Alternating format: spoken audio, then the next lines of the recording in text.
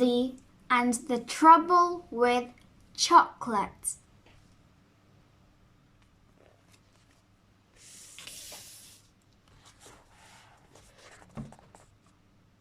Chapter 7. The trouble with Easter eggs is I only get them at Easter, which means as soon as I'm given them, I need to eat one straight away. Or at least a bit of one. I think most children have to wait till Easter Sunday for their Easter eggs. Gabby has to wait till Easter Sunday. Dylan, who lives in my street, has to wait until Easter Sunday. And I think most of the children in my class have to wait till Easter Sunday. But I'm not most children. My mum has given up trying to make me wait till Sunday for my Easter eggs because I ask for them too much. Mum says I don't ask, I pester. But I don't pester. I definitely just ask. And ask and ask and ask until she gives them to me on Good Friday instead. I always get 2 Easter eggs at Easter. This year I had a whopping one with chocolate buttons inside it from Mum, and a medium big one with yum-yums in it from Nanny and Grampy.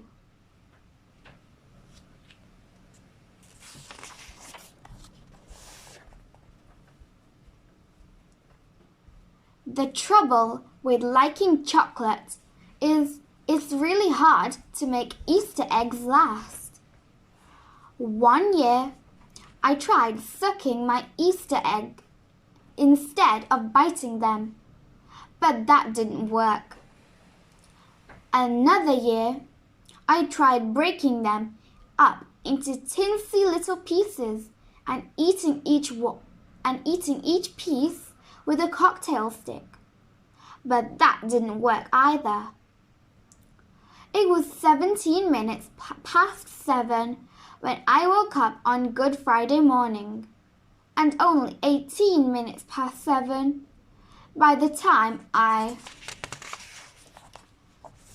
had opened my first egg. My plan this year was to open my biggest egg first. It was so big, I was sure it would have to last.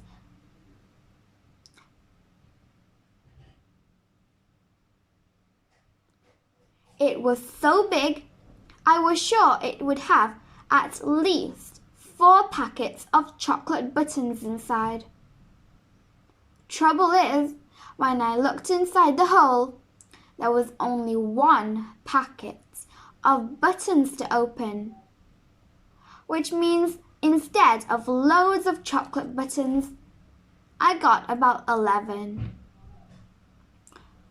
The trouble with about 11 chocolate buttons is they are really easy to eat. So I had to open my Yum-Yums egg as well. The trouble with opening my Yum-Yums egg is Yum-Yums are just as easy to eat as chocolate buttons, which meant by 20 past 7, I'd eaten those as well.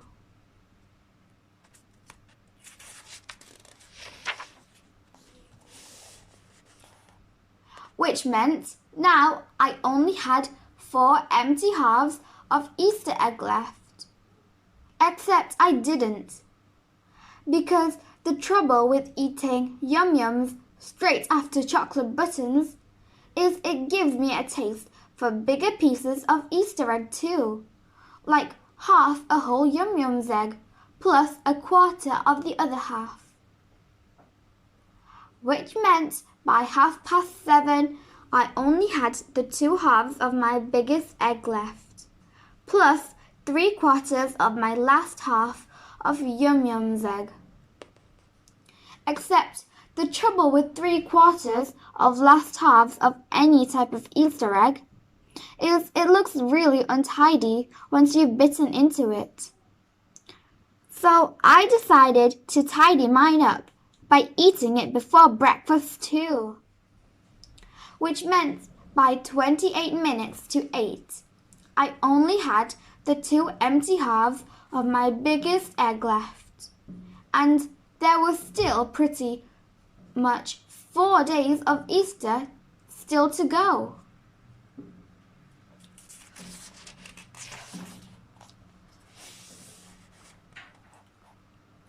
Thank goodness I had a free ticket to Chocolate Land. By the time I got downstairs for breakfast, I didn't really have a taste for Weetabix or cornflakes or Rice Krispies or shredded wheat or any other kind of breakfast that didn't have chocolate in it. All I really fancied for breakfast was chocolate, or at least something that was chocolate flavored. Luckily, I had some Choco Pops in the cupboard. As soon as Mum sat down to breakfast, I asked her if we were definitely going to Chocolate Land on Saturday. I really needed to know because my taste for chocolate had got so big, I knew there was no way I could make the last 2 halves of my second Easter egg last until Easter Monday or Easter Sunday or even Easter Saturday. Except the answer Mum gave me wasn't the one I was expecting. "It's up to you," she said. The trouble with Mum saying, "It's up to you," is nothing as ever up to me. So why was she saying it now? "We can go to Chocolate Land tomorrow, Daisy. But if we do, I'm afraid you will miss the Easter egg hunt that Mrs. Pike is having in her garden," she said. "Easter egg hunt?" I thought. "Easter egg hunt tomorrow in Mrs. Pike's garden?" "But Mrs. Pike never has Easter egg hunts in her garden," I said. "Well, she is this year," Mum smiled, "and she's inviting all the children in our street." "But there aren't any children in our street apart from me and Dylan," I said. "Of course there are," laughed my mum. "They're just much younger than you. There's Rocco and Trixie at number 7. There's Madison at number 22. There's Poppy and Jensen at number 76. "They're not children, they're babies," I said. "They are not babies, they're toddlers," said Mum. "And I'm sure they like chocolate just as much as you." Which isn't possible. The trouble with Easter egg hunts on Saturday is I was desperate to go to Chocolate Land on Saturday. "What time will the Easter egg hunt be?" I asked. "Sometime in the afternoon," Mum said. That was no good. It would take at least 3 hours just to drive to Chocolate Land. We could never get back to Mrs. Pike's in time. "Why can't she do the Easter egg hunt on Sunday or Monday?" I asked. "Because she is going to visit her parents on Easter Sunday and Monday," explained Mum. But why is Mrs. Pike even having an Easter egg hunt if she doesn't have children?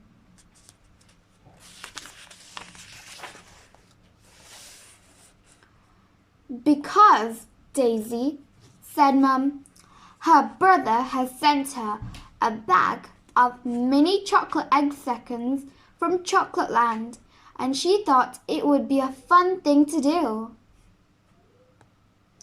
The trouble with fun things to do is they are no fun at all if you don't do them. What's a mini chocolate egg second? I asked.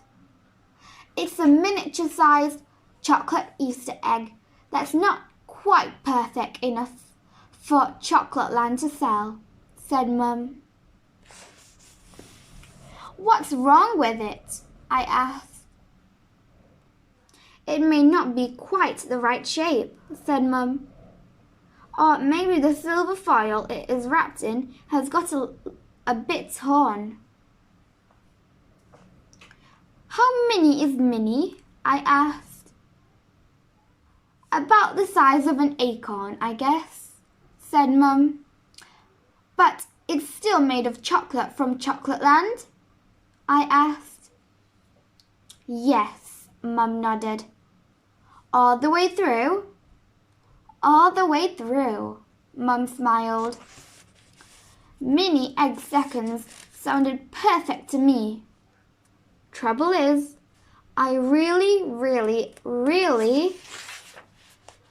had a taste for going to Chocolate Land on Saturday, not to Mrs. Pike's garden. How many mini egg seconds will Mrs. Pike be hiding? I asked. I don't know, said Mum. How many do you think I will find? I asked. I don't know, said Mum. It depends how hard you look. Why can't she just give the mini egg seconds away instead of forcing children to hunt for them? I asked.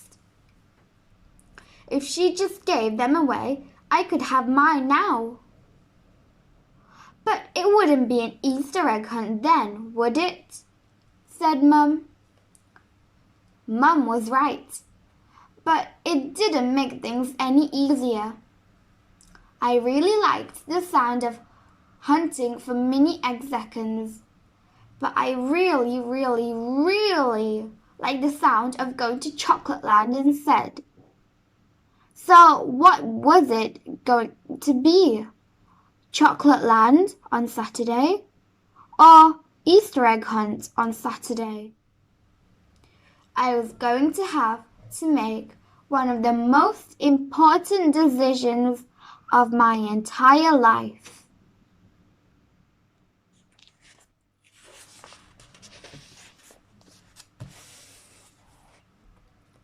Chapter 8.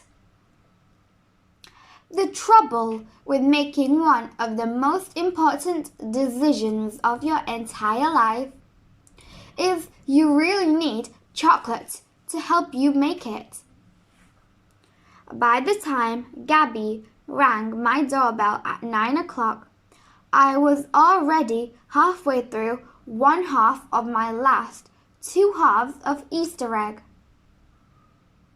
You need to help me decide,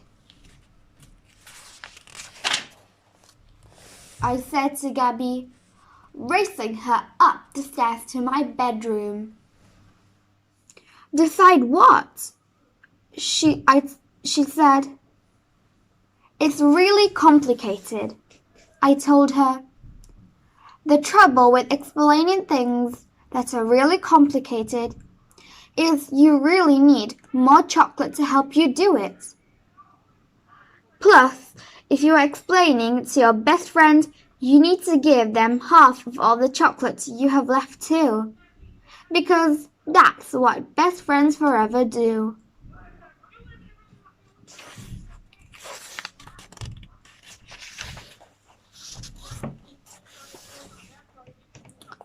By the time I had explained to Gabby all about Mrs. Pike and her mini egg seconds, plus all about the annoying baby children who would be invited to the egg hunt as well. All I had left on my Easter eggs were the wrappers and the boxes. "If I were you," said Gabby, "I would go to Mrs. Pike's on Saturday and find as many mini egg seconds as you can.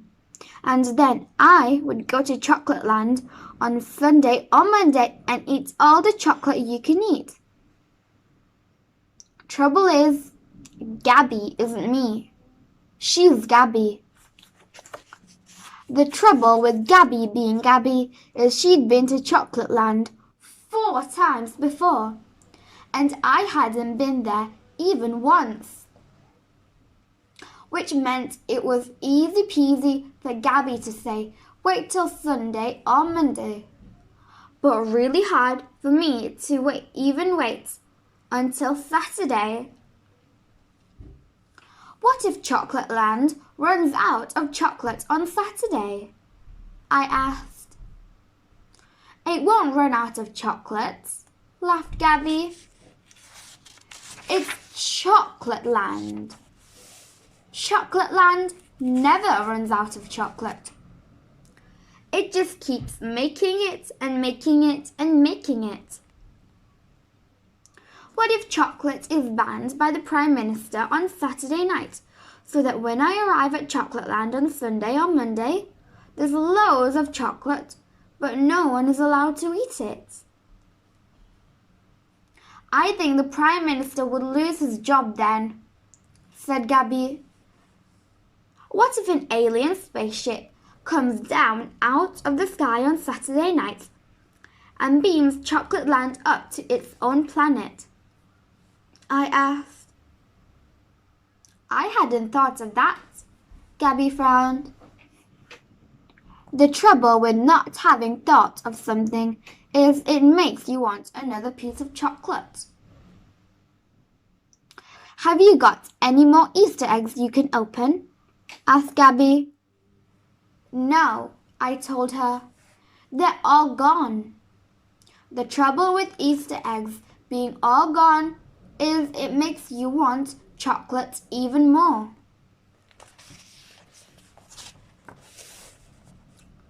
Because after eating 2 whole Easter eggs, plus all the extra chocolate sweets that are hidden inside, you really get the taste. Gabby had really got the taste too. In fact, from the way she was nearly dribbling, I think she might even have got the taste more than me. I wish my mum and dad let me have my Easter eggs on Good Friday like your mum does, sighed Gabby. I could have brought them with me and shared them with you. How many do you get? I asked. About 6, said Gabby. The trouble with finding out that your best friend forever gets 6 Easter eggs is it makes you get the taste for chocolate even more.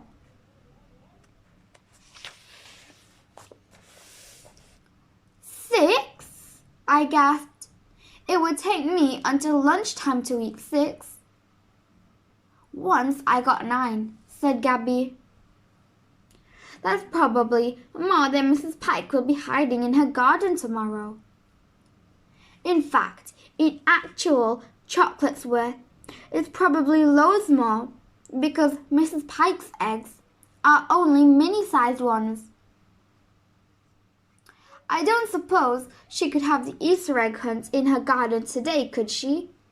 Asked Gabby.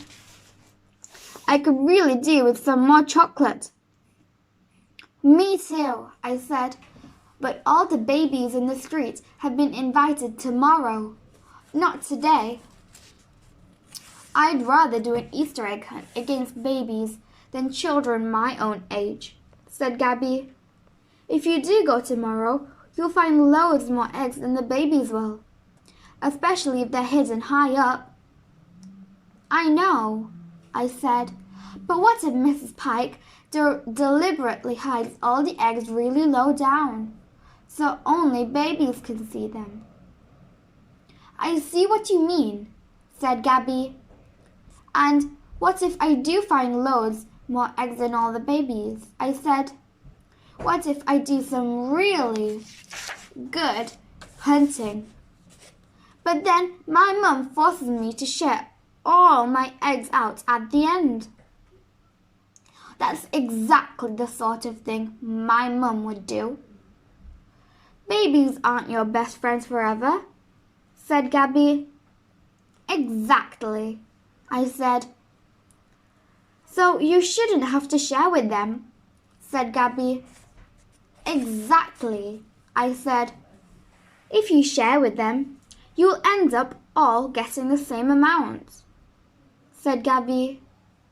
Which is so wrong, I said, because I'll be the actual one who found them. I'll be the one who's done all the hard hunting work, and they'll be the one who get to eat them. That is so wrong, Gabby frowned.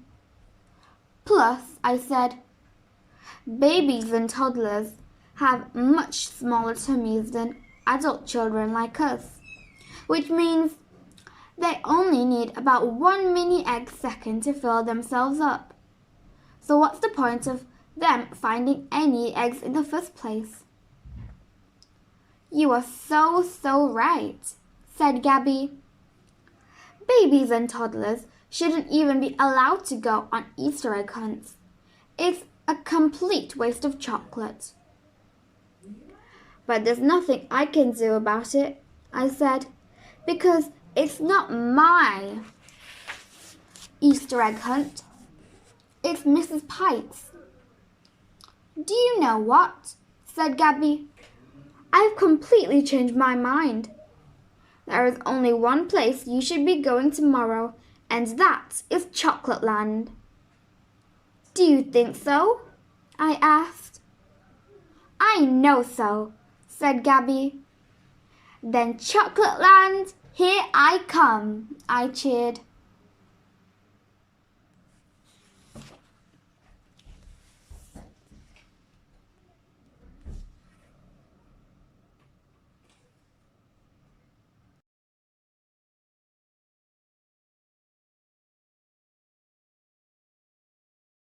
If you like this video, please subscribe my channel and click the bell button so you don't miss out on our next videos. Bye!